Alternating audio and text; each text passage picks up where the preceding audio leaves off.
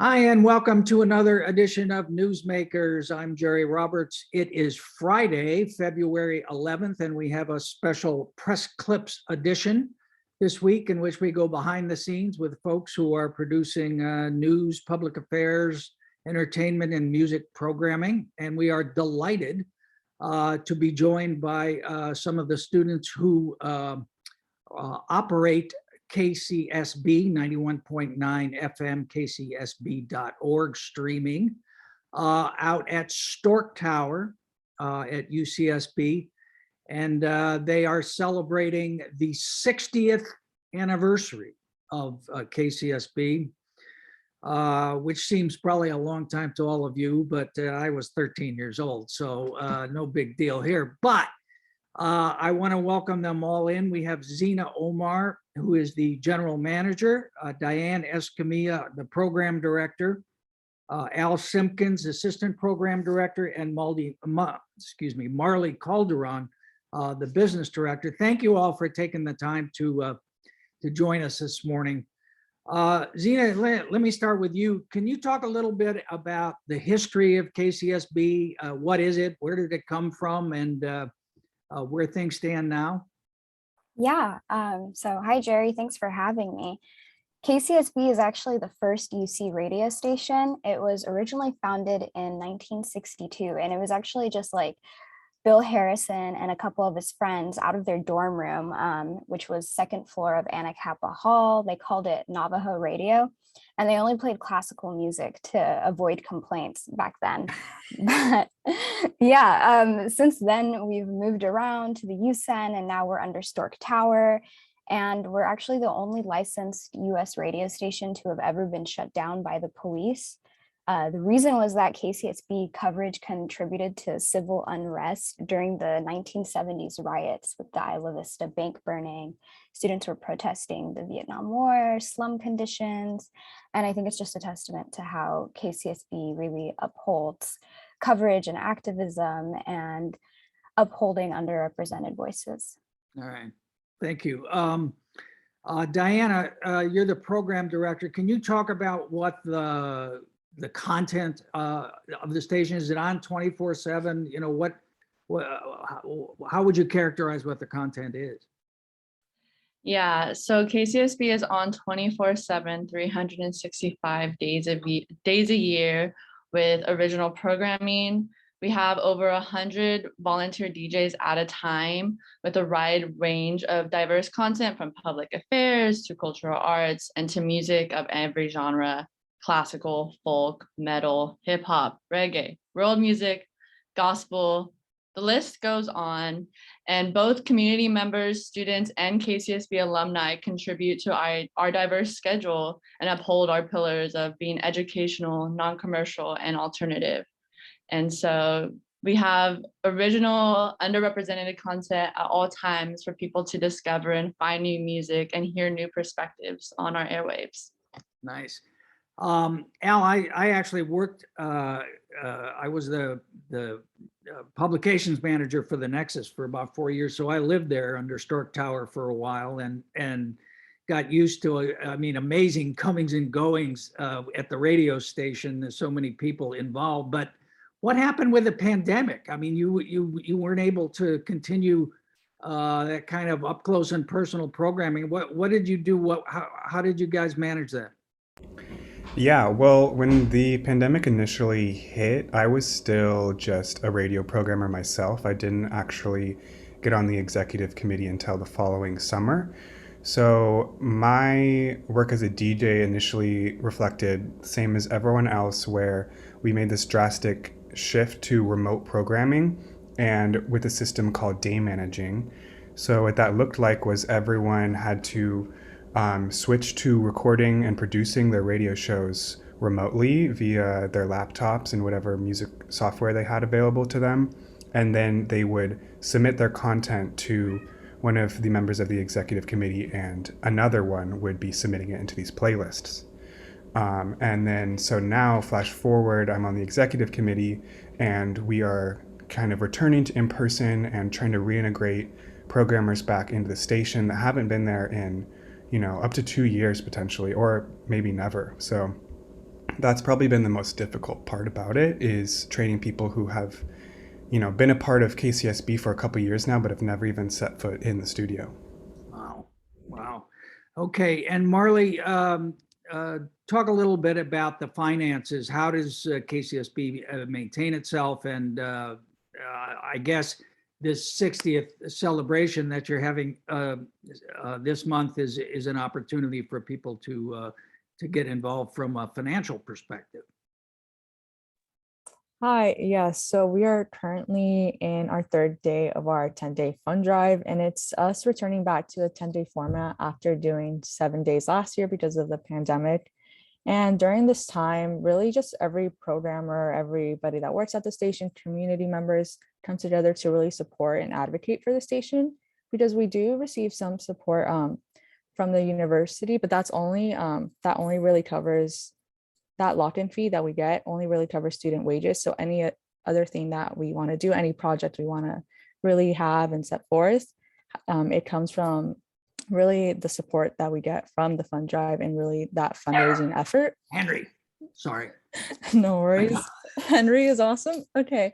But yeah, during this time, this year we have an integration of like phone banking because we do have some live programmers, but during this time, it really just being a voice for the station and really just coming together to raise funds to support KCSB and all our projects that we really want to do to better serve the community. Yeah. Can you talk somebody about the reach of the station? Where can people hear it? And a little bit about the audience. I mean, is it specifically, excuse me, UCSB students and faculty and staff or what? So we reach an audience of potentially 1 million people. Our listenership ranges from Camarillo all the way to San Luis Obispo. And then actually, like, we even get fishers and people out at sea who can tune in. And I've had people call me before and be like, hey, I'm out on my boat and I'm listening to your show. So it's crazy, but we're also worldwide. We stream on kcsb.org. And through the pandemic, we've had incredible alumni engagement, and KCSB is just really like a family. So we've had alumni start submitting shows remotely from places like Japan and places like New York and Chile. And it's been really insane to just have such a big impact. And we're really not just for students, we're for the community, we're for everyone. And that's what makes KCSB special, in my opinion. Yeah. Hey, Diana, you talked about the 100 different music programs that you had. What about the news department? How does that operate? What does that consist of? So KCSB News has a newscast twice a week. And then we also have just leading cutting edge public affairs shows that cover like current and local topics with a diverse lens and a local perspective. So to get news, local news with local perspectives that on not just local events, but read like global events as well. So the public affairs shows, they all demonstrate our 3 pillars of covering underrepresented topics, uplifting voices of marginalized folks, and just connecting a bridge between our community and the general public of what's actually going on in the world that's not covered in mainstream media because it's only controlled by a certain number of big corporations. And so to keep the news independent and for the people, by the people, is something we really value here. And yeah. Yeah. And I should say, in the interest of full disclosure, that our program, I think, gets a broadcast on KCSB from time to time as well. Zena, you talked about how the station was shut down during the bank burning period. But it's interesting. I mean, you do talk about diversity. I mean, one of the most diverse voices, I think, ever at the station was Sean Hannity. Am I right about that? That's true. Hannity did have a KCSB stint in the 90s, but we've had a lot of other alumni. We've had like Steve Aoki was involved with KCSB, and plenty of other people I can't think of off the top of my head right now. But he got kicked off the air, as I recall, by Elizabeth, did he not? I think that if I'm remembering that story correctly. What's the, can you talk about the governance? Because it's KCSB is an independent station, and it's operated by the executive board. What is the executive board, and who makes the decisions? All right, so as general manager, I chair the executive committee. It's made up of 17 other student positions. So these are all student leaders. We have a couple of positions here with us today, but we have different departments. So we have programming, we've got a news department where we've got 2 news directors, a music department where we have a music librarian, another 2 music directors, our publicity department where there's promotions, there's publications, business, of course, and digital media coordinator. That person runs all of our social media and our website. We have sports. We have an awesome sports director and a really cool sports department made up of a ton of cool reporters. And then we have our K-Juice, which is kind of like our AM training program. And we've got we got a program director and a general manager just for that program too, and training incoming volunteers. So it's crazy because we're training other people in how to get involved in radio, but we've also been able to get like a lot of transferable skills for future careers working these positions in a college environment, because the work that we do, I mean, it's a lot. It's 24/7, 365, we're on the air. And so it does take round the clock work, but I found a lot of value in it and I've learned a lot. It's a great experience. Hey, Al, you talked about how you were doing a show when the pandemic hit, and now you've transitioned onto the executive committee. What is your show, and what did you have to do? What was the process that you had to go through to get the show on the air? Yeah, so my show is I host it every Sunday from 10 till noon. And it's a classical and folk show called The Creek Walk, and it's interested in the intersection between music and the natural world. And it has a lot to do with my studies at UCSB in the music department. I think it was, 2019, when 2019, 2020, this timeline is so skewed in my mind at this point, but essentially, I was situated. Don't ever get old, Al. As my unsolicited advice. Yeah. I was pretty well situated in studio as an FM programmer until I had to switch pretty quickly into submitting my content as 2 MP3 files, 57 to 1 hour long each.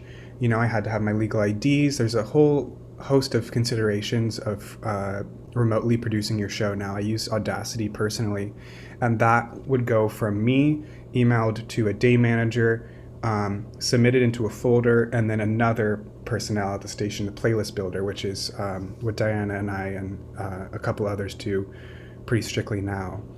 I went remote for I think 2 years, and then I had to switch back into in studio once again, and that was a really formative experience for me because you know, you get rusty real quick, and if I didn't have to kind of go through the motions of getting back in studio myself, I don't think I could have been able to train half the people I have since our reintegration efforts. So it's been a real interesting rocky road for me on the executive committee, but it's been a fun ride. So what is if I'm a community member and I want to, have a show of, all classical music, let's say, like Bill Harrison, what do I have to do? What's the process I go through, and what do I have to learn, and how does that happen? Anybody? So you would come to one of our orientations. We have an orientation every single quarter. So fall, winter, spring. Winter just passed, so the next one would be spring. And at the orientation, we tell you all the ways you can get involved. So if you want a classical music show, you would get involved with our K-Juice program, because that's where you learn all the training and tools to create a high quality radio show that fits KCSB's mission statement. So you go to orientation, you listen to the KJUICE presentation, and they have a form for you to fill out. And it's like, what do you want your show to be about? Trying to get you thinking about the actual content of your show and the structure of it. And then they accept you into the program if they believe that you are ready. And correct me if I'm wrong, I'm pretty sure it's like a 10-week training program for the whole quarter. So each week you learn something new and your shows get reviewed by our wonderful KJUICE general manager and program director. So as you're going through this 10-week training, you're going to get feedback on your show and ways to improve the technicals, the content, your personality as a DJ, all these really helpful stuff. And then at the end of the quarter, you take what is called the OC test, the operator competency test. And that is how you get on the station. It goes over all of our FCC guidelines, all the rules to being on radio, all the ethics. And once you pass that test, you can apply for FM. And those applications come out every quarter as well. So you would apply for FM. The program director would receive your proposal, look it over, and then with the help of my wonderful PMRC committee, we would decide if your show is ready to be added to the schedule. Most of the time it is, because our training program is wonderful and prepares all of these volunteers to be ready for FM. So then usually after one quarter of KJUICE, you can see your name displayed on the schedule for FM the following quarter, which is it's really great to see that progress within myself, and also the new people now that I get to like accept onto the schedule. I'm exhausted just listening to you. I mean, it's a serious commitment. I mean, it's not, people say, oh, it's a student station. People just wander in and go on the air. It's not that at all. It's really, and I can attest to that firsthand, quite professional. Do each of you have a show that you do as well? Yeah. And Marley, what's your show? I have an eclectic show called Super Blast, and it has a dream pop and shoegaze focus, and it's on Tuesdays from 11 to 1. And Zena, what's your show? I actually co-host a show with Diana. It's called Pitiless Censors, and it airs every Thursday, 7 to 9 p.m. It's an eclectic music show. We have like rotating themes each week, so we'll do different genres, feelings, moods, and it's a lot of fun. So tune in next week, though. We're actually doing a fun drive special. It's going to be KCSB Roulette, where you get to hear different members of the executive committee come on. We're going to play some songs for you and talk to you all about our experience with KCSB and why you should donate. Nice. And Marley, back to the 60th anniversary and the fundraiser. I mean, this all costs money to put all this programming on the air. What's the budget of the station? Yeah, so the budget of the station, so each year we present like just our overall budget, like in our operating costs, to the academic senate, and they really approve it. I aid with that, but I'm not quite sure on the number, but we have different accounts that we use and utilize for each of our different expenses. So we have accounts that we use for like our merch, and then also for like special projects and such. And there's just a lot that we need to allocate these funds for, such as everything I listed before, but also our publicity. And yeah, operating is $45K and our salary is $261K. And the sources of revenue, you mentioned the lock-in fee, which is kind of interesting. I don't know if people know about it, but it's part of what students pay in terms of their it's not part of the tuition. It's part of their services, but you have to go to the students in an election every couple of years and get that reapproved, which is not necessarily an automatic thing. As I recall, there used to be a yearbook, and the yearbook finally got turned down 1 year in the lock-in fee. And now, do you still get revenue from cell phone towers that are on campus? I know Elizabeth Robinson put that in place very presciently years ago. Is that still a source of money? Yeah, so we actually do receive some revenue for that, but that goes more towards maintaining our building. So Stork Tower is actually an orphaned building that we've sort of had to maintain. And of course, it's been around for a very long time. So there are lots of repairs associated with that. It is horrible. We had to resurface the top when I was there because it was just leaks. Everything leaks, and then Thomas Stork, who so graciously gave the facilities, didn't give any money to keep them up. So yeah, that's a whole nother issue that you have to do. Have you ever spoken with Bill Harrison? Who is Bill Harrison, the fellow who started the station? We're still in contact with Bill Harrison.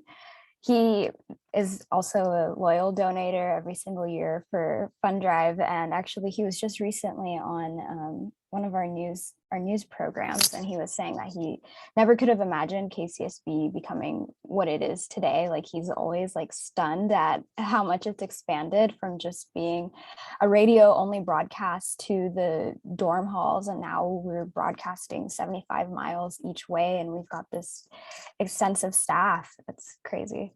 Yeah, and he started in his dorm room, as you mentioned, in 1962. Yeah. Wow. That's extraordinary. The other thing that seems to me to be part of the value proposition for KCSB, I mean, you must have this extraordinary audio archive. You mentioned the bank burning and stuff. What does that look like? Do you do anniversary shows, for example, from 1970 or what? Can you talk about that a little bit? Somebody? Yes. Okay, I'll go. So we actually just covered like the 60th anniversary? No, 50th anniversary of the bank burning. That was actually covered on Inside Isla Vista. We do actually have an archives coordinator as one of our positions on the executive committee. And this person is tasked with actually digitizing reels, going through audio cassettes, mini discs, everything we have, working in collaborations with UCSB Special Collections Department, because we have so much archived, and we really want to digitize that all. And so, we always have to apply for grants to receive funding for that. That's another big part of what the archive coordinator does. But we are bringing together our KCSB archive, and we hope to have something ready for the 60th All Gaucho reunion happening later this spring. Oh, and you're inviting all former programmers to come? That should be a very cool event. But that archive, I don't know. I mean, I'm kind of hung up on it just because I'm working on an archive project now, but I mean, that's like a real-time history of Isla Vista, of the University of Santa Barbara, of everything that went on. It really is 60 years for any organization, particularly one that's a media, and you're a multimedia organization too. We haven't talked about the newsletter, the COVID newsletter. How did you do that, and what was the purpose of that? Who worked on the newsletter? Nobody. So no one here. This is something that our news directors undertook right as COVID hit, and this reaches many people. It started as a daily email blast to the whole student body and community. They have different kind of outlets, either community-based or student-based or both. But I know personally as a student, just speaking to my housemates and other classmates, like, people really have been attuned to these newsletters. I remember going to news meetings and hearing the open rate of these newsletters was up to like 70% at some point. That's huge. Huge, yeah. So it was a very large and relevant project that I think KCSB kind of was able to provide a student body that UCSB did not. So we really found our niche in that kind of productive zone, and I give huge kudos to our news team for that. Yeah, absolutely. All right, well, we just got about a minute left. Marley, I want to ask you, so talk about what the fundraising drive in association with the 60th anniversary celebration is. How is that working and how can people be involved with that? Yeah, so we kind of tuned in our focus with our 60th anniversary when really picking the theme. And that theme is really just our overall message and how we want to connect with community members. So we chose soup, of course, which really just brings everyone together. Soup is for the people. Everybody can have their own spin on it. But really, the 60th anniversary is just such a big year and just really want everyone to come together and really just tune into the station and really just hear our pitches. And this is a main focus each programmer makes when they're giving a pitch on their own show, just really going in depth about how KCSB has been on the air for 60 years and providing, really insight to voices that we don't usually hear. Been an essential service and it's just for everyone. And we have donation options available through our premium, such as our awesome merch, but we also have music that's available, concert tickets, really so much that people can donate for. And then once they do donate, they can choose from these premiums, which are really awesome and just available for everyone. And if people want to donate online, what's the web address? Yes, people can donate online via our website. So you would go to kcsb.org/donate. And from there, you can look at the merch or just donate a certain amount if that's all you desire. Okay. All right. Well, I want to thank all of you, Zena, Omar, Diana, Escamilla, Al Simpkins, and Marley Calderon for taking the time. Very cool to look behind the scenes of KCSB, which is really a community treasure. And remarkable 60 years. And I think with the leadership that you all have, it'll go for another 60 years at least, unless Stork Tower falls down, which is entirely possible. So thank you all for being with us. Thanks for watching, and we will see you next time on Newsmakers. Thanks for having us.